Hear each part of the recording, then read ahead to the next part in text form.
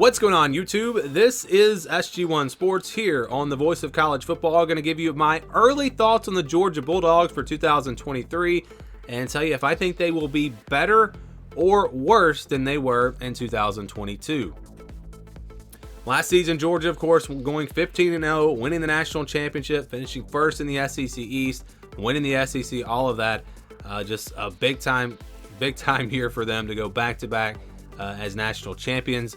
But how about 2023? Can they do it again? Will they be better? Will they be worse? We'll just kind of run through the roster here. So quarterback-wise, maybe they take a step back with Stetson Bennett gone. But who knows? Brock Vandagriff, Carson Beck, one of those guys might turn out to be better than Stetson Bennett. They've probably got more raw talent. We'll see how that works out. So not really concerned there. Running back, I'm not concerned. Kenny McIntosh is gone, but they've got Kendall Milton, Dejon Edwards, Branson Robinson. They're loaded there. They lose Dominic Blaylock, Kyrus Jackson, and Adonai Mitchell at wide receiver, but they've still got some talented guys in there. Ladd McConkey is coming back. They added arguably the best wide receiver in the SEC last season, Dominic Lovett from Missouri. Ra Thomas also coming in from Mississippi State. They're going to be just fine at wide receiver. Tight end, they'll be fine, even though they do lose Darnell Washington. Brock Bowers is back there.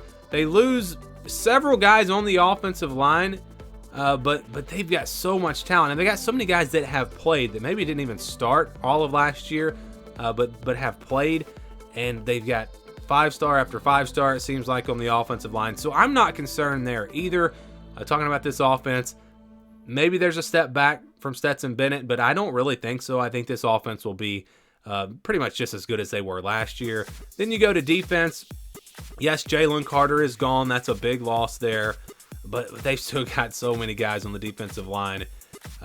Again, just not really concerned there. Mykel Williams, he could be their next great pass rusher, so watch out for him.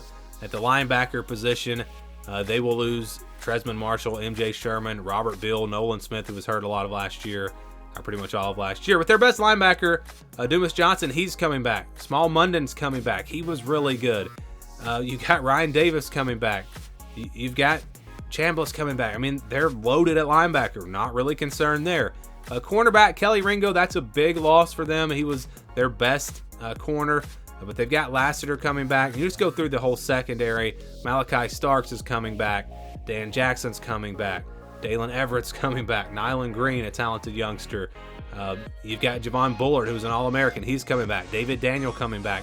So the secondary will be just fine. I think this defense it's going to be just as good as they were last year, if not better.